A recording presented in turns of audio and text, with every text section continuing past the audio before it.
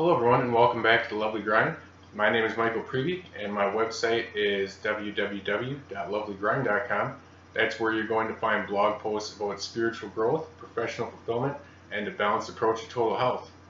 This current series of videos that I'm doing is about prescription drug withdrawal. As those of you who have watched my previous videos know, I went through a severe prescription drug withdrawal when I stopped taking the Paxil and the Xanax that were prescribed to me as a college student for panic attacks and social anxiety disorder. I took those medicines for almost a decade and a half before health problems caused me to reevaluate the situation. When I quit those medicines in my mid-30s, I experienced a withdrawal that I wasn't expecting. That withdrawal involved severe mental symptoms and emotional symptoms, severe physical pains. I was confused by it. I was scared by it. It was hard for me to find information from people who had gone through it and come out on the other side. So I vowed that if I did indeed survive it and grow through it, I would share my story with others. So that's what I'm doing today, sharing a bit of a success story so that those of you out there who are searching can find some hope that there's light at the end of your tunnel. The topic I want to touch on today is the idea of keeping your sanity during withdrawal. That's probably one of the biggest fears out there during the process, is that you're losing your mind. These medicines are designer drugs. They're made to affect your mind and they're made to change how your body and mind function. So when you quit taking them, everything's thrown into a severe state of flux and confusion, and you begin experiencing confusing symptoms that make you feel as if you're perhaps going insane. I know I experienced severe depersonalization, derealization. That's when you feel, severely detached from your surroundings, as if you're maybe severely hungover. If you've ever overindulged in alcohol or even taken a psychedelic drug, you're going to know that that sort of altered state that people seek to achieve through drugs, you're all of a sudden experiencing on a daily basis, on an hourly basis, and it's not something you sought to achieve. It's something that was thrust upon you as part of this withdrawal. You feel constantly hungover. You feel as if you're maybe watching a movie, as if you're a ghost and you're not really participating in the world around you. Some people have described it as zooming in and out of reality, every second or every minute. So it's very frightening. The other thing that happens that's going to make you feel perhaps as if you're losing your mind is you have trouble, doing things you used to do, such as following a simple recipe, going grocery shopping. You're confused a lot. I especially had problems figuring out writing, making sense of words, something that I love to do because I'm a writer. Suddenly, words didn't make sense to me for a period of time. I was also confused by the concept of time for some reason. Minutes and hours and days, I'd ruminate on the concept of time, and none of it made sense to me. I felt as if I was losing my mind, but it was only temporary. The fog did lift, and it did get better. And so today, I'd like to remind you all that it will get better, as well as share a couple of tips for how to keep your sanity during those confusing and frightening times.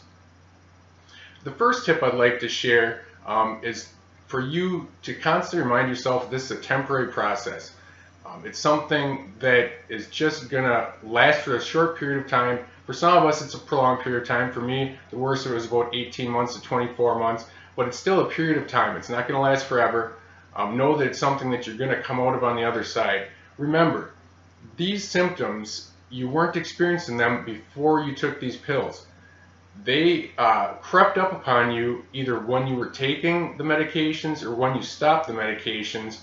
Therefore, they're due to the medications, and eventually they will get better after the medications are ceased. Now, they might last for a while, and in some cases, a few might linger even for years, but they will reduce immensely in their severity, and most of them will drop off altogether. So constantly remind yourself that it's a temporary process that will get better. Secondly, remember that you are not the withdrawal. You are not the pills, you are not the withdrawal. You existed before this all started, you're going to exist after this is all over. Who were you when you were a child or a teenager or a young adult or whenever it was that you weren't taking these pills or experiencing withdrawal? Who were you? Were you a basketball player? Were you a drama major? Were you a young adventurer, a traveler? Were you a writer?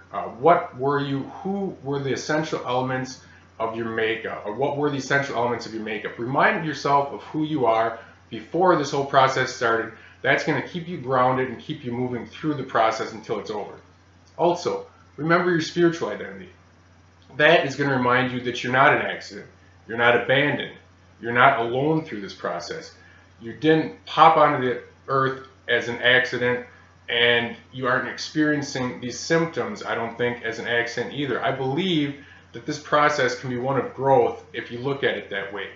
Perhaps it's not the sort of path we would have chosen if we had a list of things to choose from. Well, what can I use to grow in my life? Prescription drug withdrawal is not something we choose, but oftentimes pain is something that the smartest among us learn from and grow from. So know that you're not alone. Remember that you were created for a purpose, you're protected, you're cared for, there'll be a guiding light for you throughout this purpose. Stay grounded in daily devotion, scripture reading, prayer. Remind yourself of your spiritual identity so that you don't feel as if you've been abandoned or if you're never going to recover from this, because there is someone watching over you and you will be guided to the other side. Third, exercise. I hammer on this a lot in all of my videos, but I just can't emphasize it enough. That is going to clear the mental fog for you, take you out of that depersonalization, derealization, make you feel more attached to your surroundings, to the people around you, to your emotions. It's just going to take you out of that state of confusion that's been so scary for so long in this process. Now, just do what you can. I know some of you out there say that you have an intolerance for exercise. Okay, well, if you can't run, walk. And if you can't walk outside because you have agoraphobia, then walk in place in your bathroom. Do some stretching, do some yoga, do something. The body and the soul and the mind need exercise to function properly, just as they need proper nutrition and proper hydration to function at a level that is going to take us to the places we want to go. Lastly, talk to the people around you, whoever it is that understands you. I know it's not always easy to find those people because not everyone understands the withdrawal process. A lot of times doctors don't understand, parents don't understand, siblings don't understand, our friends don't understand, our coworkers don't understand. Just find one person who understands. Talk with them. For me, that was oftentimes my wife. She would listen to my incessant rants during withdrawal, my daily fears that I was losing my mind. She'd listen to it for the millionth time, tell me it wasn't happening. You know, perhaps sometimes she got worn out. You know, that can be equated to something like caregiver's fatigue, but she was very patient, saw me through until eventually my windows got larger and larger, my fog started lifting, and I could give back a little bit. So even if it's just one person, remember, talk to someone. Find them online, find them in your personal life, you know, at a therapist, whatever it is, find someone to talk to reassure you that your mind is not being lost in this process. Also, I just want to add, if you need to, write these things down. I am not the withdrawal process. I am not the negative thought I'm experiencing. I am not the intrusive thought I'm experiencing. I am not the depression or the anxiety or whatever it is. Remind yourself of who you really are. You aren't the sensations brought on by this process. You're something a lot more grounded than that. You're something a lot more valuable than that. So remind yourself of that to keep your sanity throughout this process. One thing I'd like to mention towards the end of this video here is that I have recently begun doing some personal coaching sessions for people who are experiencing problems trying to stop medications like antidepressants or tranquilizers, for people who are thinking about the process, for people who are already going through the withdrawal. I've begun doing a few coaching sessions, so if anyone would like to take these conversations about surviving and thriving during this process to the next level, just message me either on this YouTube channel or on my Lovely Grind Facebook page. You can also go to lovelygrind.com or michaelprevywriter.com, get a hold of me there, and I can send you some more information and perhaps we'll talk further. So please, everyone out there, remember that you're not losing your mind. You are going to get better. I know it's a scary process, but if you can find little ways to stay grounded and positive each day, you will not only survive it, but you're going to grow through it. So until next time, I'm Michael Prevy. Please remember to take care of yourself and your dreams.